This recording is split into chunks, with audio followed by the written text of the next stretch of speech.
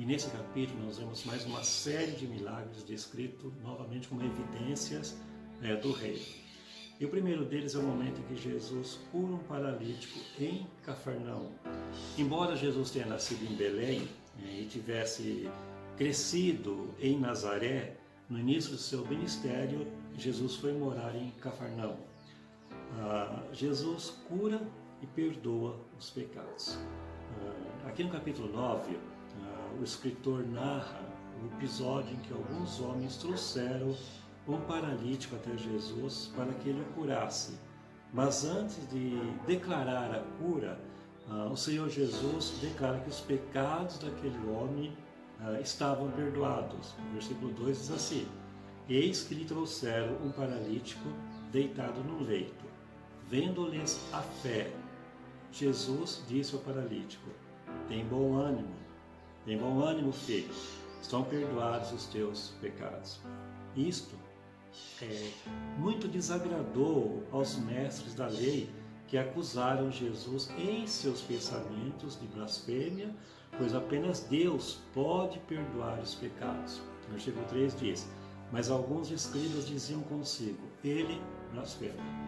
Jesus, que conhece os pensamentos de todos nós, e para provar sua autoridade, ordenou que aquele homem se levantasse e andasse.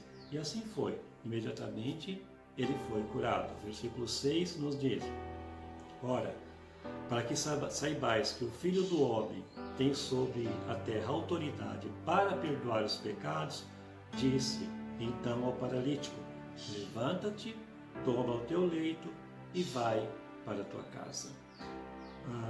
No versículo 9, nós vemos o chamado de Mateus.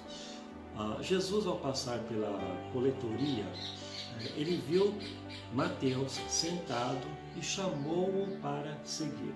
Imediatamente, ele deixou a segurança e estabilidade do emprego público e começou a seguir a Jesus.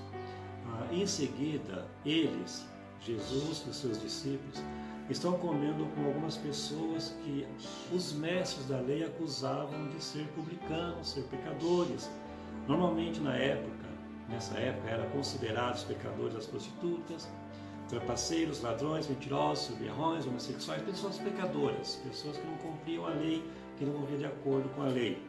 Jesus então expõe o sentido da sua vinda à terra e o propósito da sua missão. No versículo 3 ele diz assim, versículo 13, ele diz assim: ide, porém, e aprendei o que significa misericórdia quero e não holocaustos. Não vim para chamar justos, e sim pecadores ao arrependimento. Do verso 14 ao 17, Jesus vai falar sobre o jejum. Depois, o verso 18, tem a cura da filha de um chefe. Do verso 20 ao 21, a cura de uma mulher com hemorragia, com fluxo de sangue. Do verso 23 ao 26, a ressurreição da filha de Lázaro. Depois, a partir do verso 27 a 31, dois cegos se aproximam de Jesus clamando por misericórdia. O desejo deles era ser curado. O Senhor pergunta se eles creem que Ele possa fazer aquilo, ao que eles respondem positivamente. O Senhor Jesus, então, declara que lhe seja feito segundo a fé que vocês têm. A nossa fé, ela determina a nossa colheita de milagres. Se a incredulidade domina a nossa vida, haverá uma infertilidade de milagres. O contrário também é verdade. Se cremos, veremos a glória de Deus em nossas vidas. E no verso 32 ao 34, a cura de um mudo endemoniado. Então, em seguida, após ele expulsar o demônio que mantinha um jovem mudo, o Senhor Jesus é acusado pelos fariseus de expulsar demônios por demônios. Então o verso 34 diz: mas os fariseus murmuravam: pelo maioral dos demônios é que espere os demônios. Precisamos estar atentos e ter discernimento espiritual suficiente para não cometer o mesmo erro, atribuir as obras de Deus do diabo. O verso 36, ele fala da colheita é grande e poucos os trabalhadores. O Senhor Jesus, ele encerra esse capítulo 9 fazendo um apelo. Após curar muitas pessoas em diversos lugares, ele percebe a magnitude da necessidade da humanidade e ao mesmo tempo a falta de pessoas dispostas e aptas para trabalhar. E é o que nós vivemos ainda hoje, a falta de pessoas dispostas, com chamado para trabalhar sem segundas intenções, sem interesses próprios, apenas interesse no reino dos céus. No verso 36 ele diz: vendo ele as multidões, compadeceu-se delas, porque estavam aflitas e exaltas, como ovelhas que não têm pastor.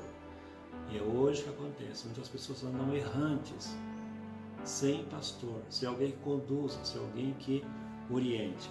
O verso 37 e 38, para nós encerrarmos esse capítulo, Jesus diz assim: e então se dirigiu aos seus discípulos: a seara, na verdade, é grande, mas os trabalhadores são poucos. Rogai, pois, ao Senhor da seara que mande trabalhadores para a sua seara. Ainda hoje, a seara é grande.